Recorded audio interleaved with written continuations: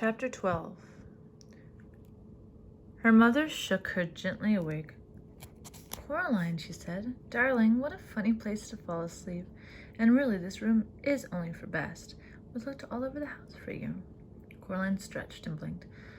"I'm sorry," she said. "I fell asleep." "I can see that," said her mother. "And wherever did the cat come from?" "He was waiting by the front door when I came in, shot out like a bullet as I opened it." "Probably had things to do," said Coraline. Then she hugged her mother so tightly that her arms began to ache. Her mother hugged Coraline back. "Dinner in 15 minutes, said her mother. "Don't forget to wash your hands. And just look at those pajama bottoms.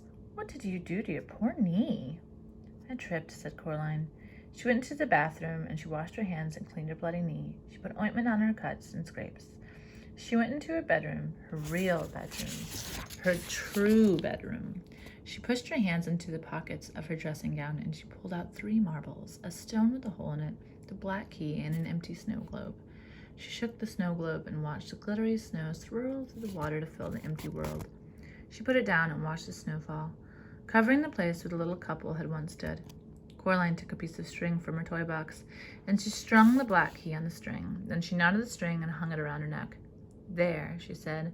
She put on some clothes and hid the key under her t-shirt. It was cold against her skin. The stone went into her pocket. Coraline walked down the hallway to her father's study.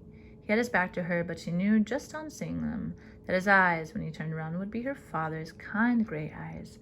And she crept over and kissed him on the back of his balding head.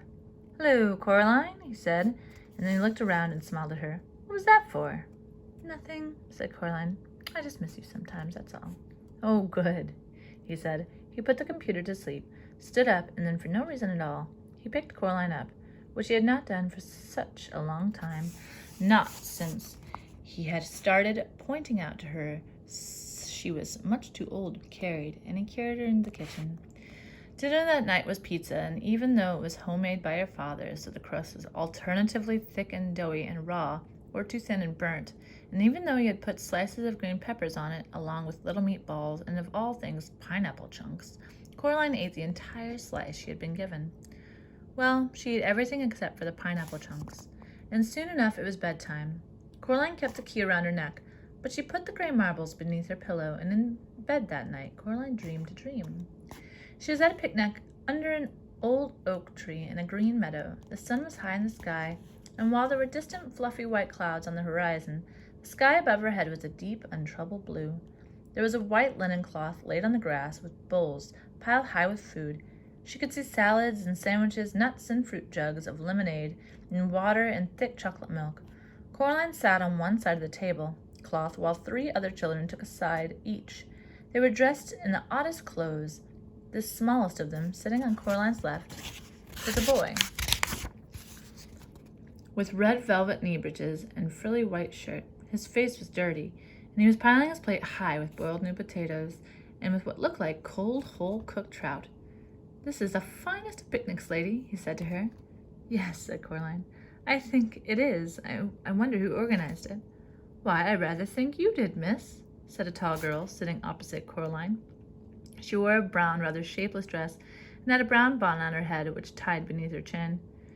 "And we are more grateful for it, and for all than ever words can say." She was eating slices of bread and jam, deftly cutting the bread from a large golden brown loaf with a huge knife, and spooning on the purple jam with a wooden spoon. She had jam all around her mouth.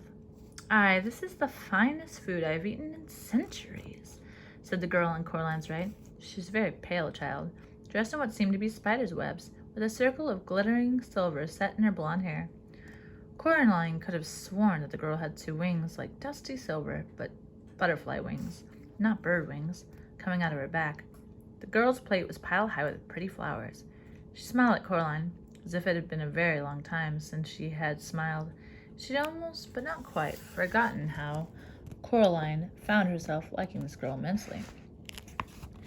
And then in the way of dreams, the picnic was done, and they were playing in the meadow, running and shouting and tossing a glittering ball from one to another. Coraline knew it was a dream then, because none of them ever got tired or winded or out of breath. She wasn't even sweating. They just laughed and ran in a game that was partly tag, partly piggy in the middle, partly just a magnificent romp. Three of them ran along the ground while the pale girl fluttered a little over their heads, swooping down on butterfly wings to grab the ball and swing up again into the sky before she tossed the ball to one of the other children.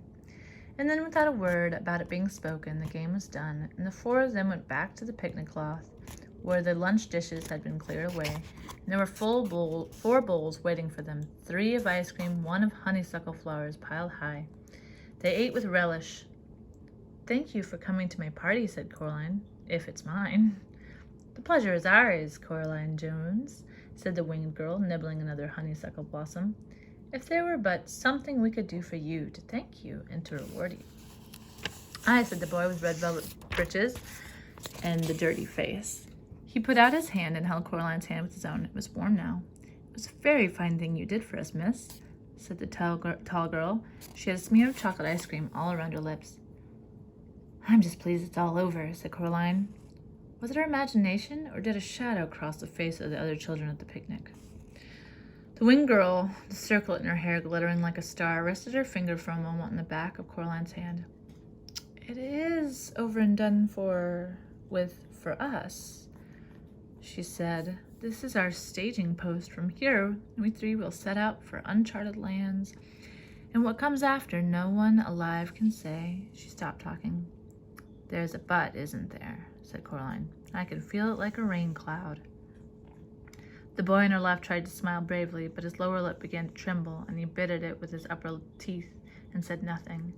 The girl in the brown bonnet shifted uncomfortably and said, "Yes, miss." "But I got you 3 back," said Coraline. "I got Mom and Dad back. I shut the door. I locked it. What more was I meant to do?" The boy squeezed Coraline's hand with his. She found herself remembering when it had been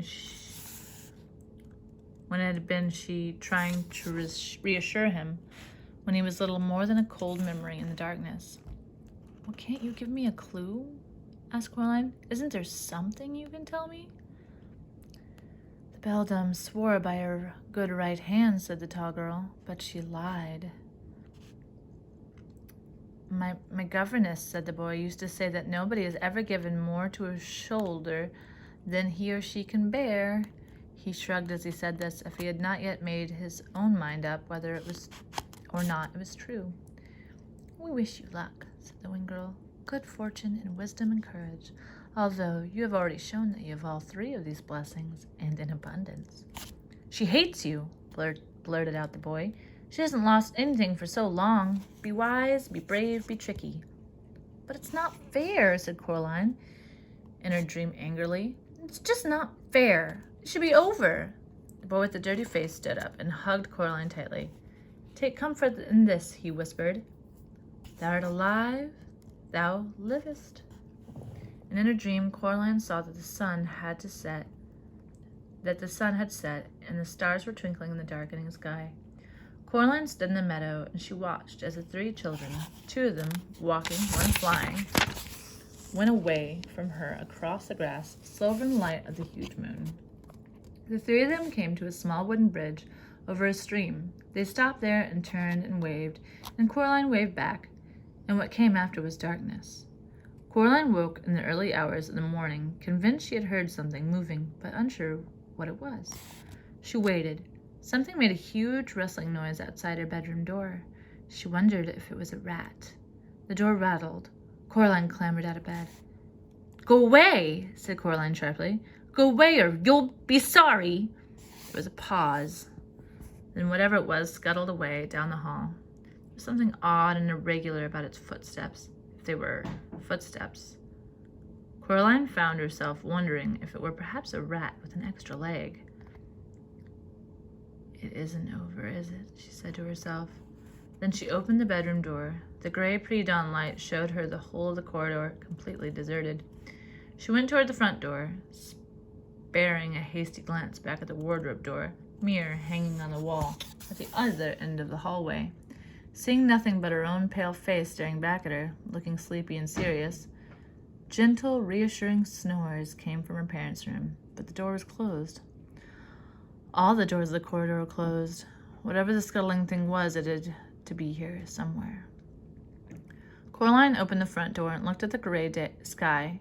She wondered how long it would be until the sun came up.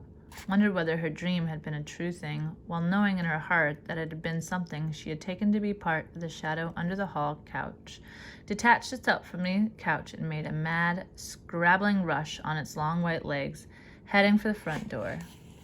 Coraline's mouth dropped open in horror, and she stepped out of the way as the thing clicked and scuttled past her and out of the house. Running crab-like on its too many tapping, clicking, scurrying feet, she knew that what it was, and she knew what it was after. She had seen it too many times in the last few days, reaching and clutching and snatching and popping black beetles obediently into the other mother's mouth. 5-footed, crimson-nailed, the color of bone. It was the other mother's right hand.